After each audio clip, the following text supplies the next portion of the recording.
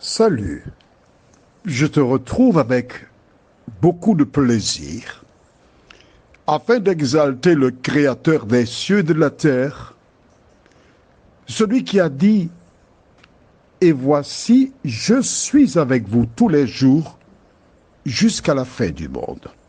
Aujourd'hui, nous verrons encore la puissance de la prière. Juste avant, prions. Notre Seigneur et notre Dieu, voici tes enfants devant toi, le cœur contrit, avec un seul désir, apprendre à te connaître, afin que tu vives dans nos cœurs, que le Saint-Esprit nous conduise dans toute la vérité, et que nous puissions, jour après jour, vivre à l'image de Jésus, nous t'en prions, en son nom et pour ta gloire éternelle. Amen. Nous avons dans la vidéo un jeune musulman qui s'est embarqué dans un avion et juste avant le décollage, il a prié.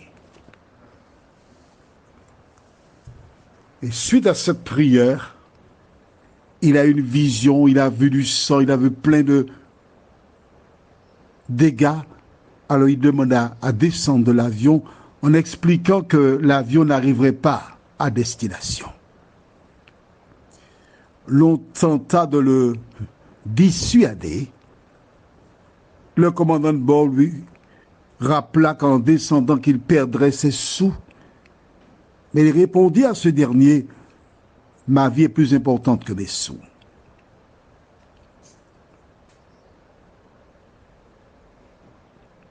On ouvrit la porte, il descendit. Et des gens critiquaient, des gens injuriaient, des gens se moquaient de lui. Il était seul. Un peu plus tard, on apprenait que cet avion s'est craché et qu'il n'y avait aucun survivant. Pourquoi je te parle de cela aujourd'hui? Pour deux raisons. La première, c'est que ce jeune homme était convaincu à partir de sa relation avec Dieu qu'il fallait qu'il descende de l'avion. Les autres passagers cherchèrent à le dissuader. Le commandant fit de même, mais il n'a pas écouté ni les uns ni les autres. Il est descendu de l'avion et il a eu la vie sauve. Ce monde dans lequel nous nous trouvons, toi et moi, c'est un avion. Un avion qui va se cracher bientôt. Et toi qui as l'information à travers la parole de Dieu, tu dois avoir le même courage que ce jeune homme et t'appuyer sur tes convictions. Ne pas laisser quiconque te décourager. S'il avait suivi la foule, il aurait perdu la vie. La deuxième raison pour laquelle je partage cette illustration avec toi, c'est pour te montrer que quelles que soient les personnes,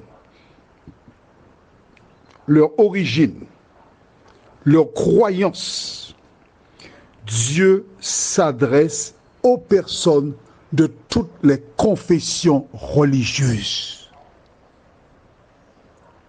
Parce que Dieu sait que tous nous sommes nés quelque part. Tous nous avons reçu une éducation de nos parents qui étaient convaincus qu'ils étaient dans la vérité. Et Dieu, connaissant le cœur des hommes, il sait qu'à un moment donné qu'il doit se présenter vers celles et ceux qui l'aiment, qui ne le connaissent pas et qui souhaitent le rencontrer.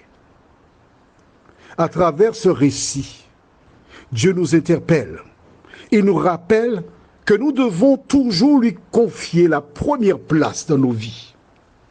Chaque fois que je devais prendre un avion, parce que là,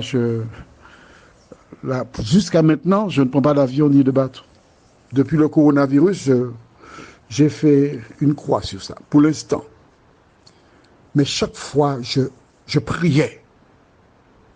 Je priais pour choisir la date du départ. Je priais la veille de l'embarquement. Je priais en partant vers l'aéroport.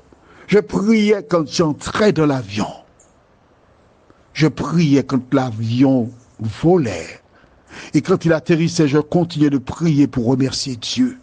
Chaque fois qu'une personne qui m'est proche prend l'avion et j'ai l'information, je prie pour cette personne.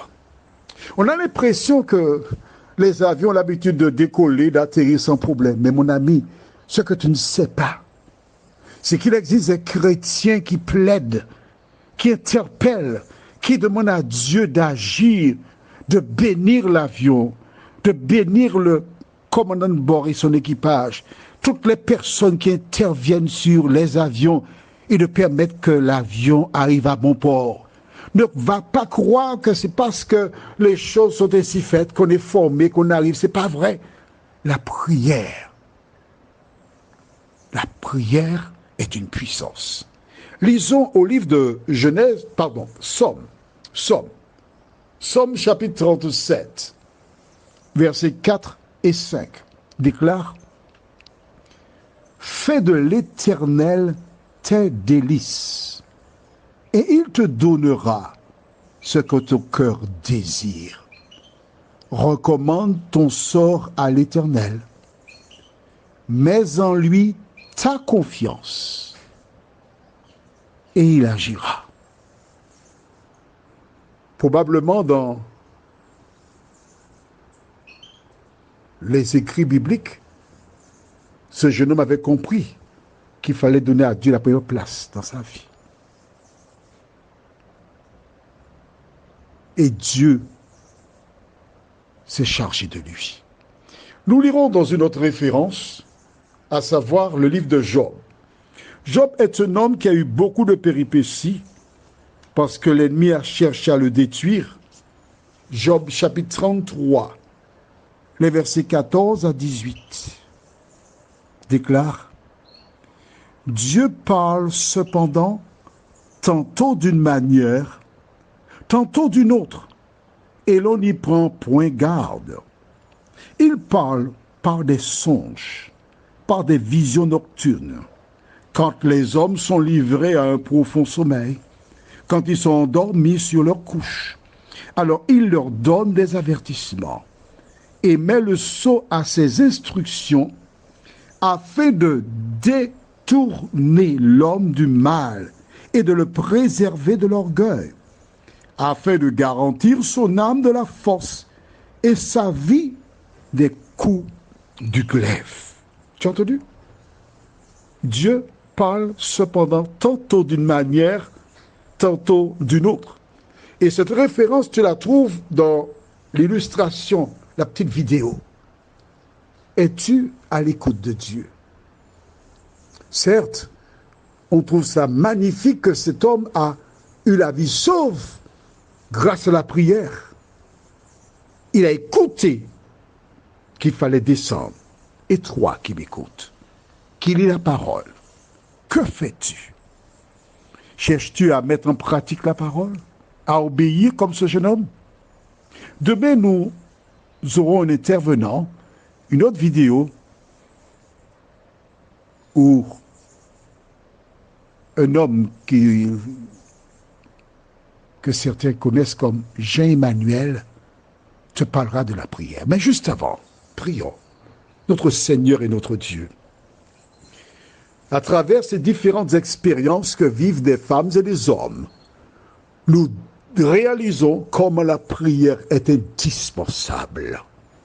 Merci Seigneur de visiter tes enfants, car à travers ces vidéos, tu leur dis qu'il est temps pour toi de prier. Mais il n'est pas suffisant de prier, mais il faut aussi mettre en pratique la parole. Seigneur, merci de nous conduire.